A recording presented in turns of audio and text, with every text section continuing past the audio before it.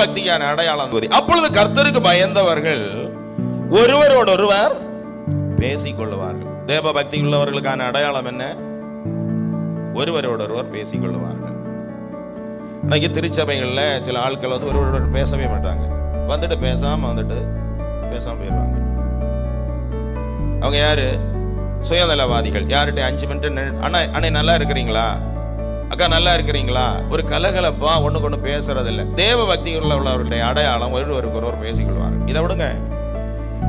ஒரு பாஸ்டர் சொன்னாரு, பாஸ்டர் அவர் அதானுக்காக ஒன்று ப்ரேயர் பண்ணிக்கிடுங்க அப்படின்னா. என்னம்மா பிரச்சனை என்ன?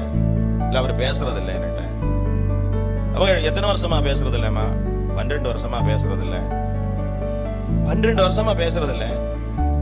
கல்யாணம் எத்தனை வருஷம் ஆகுதம்மா? 12 வருஷம். அப்புறம் கேட்டாரா எத்தனை பிள்ளைகள்? 18 பிள்ளைகள்.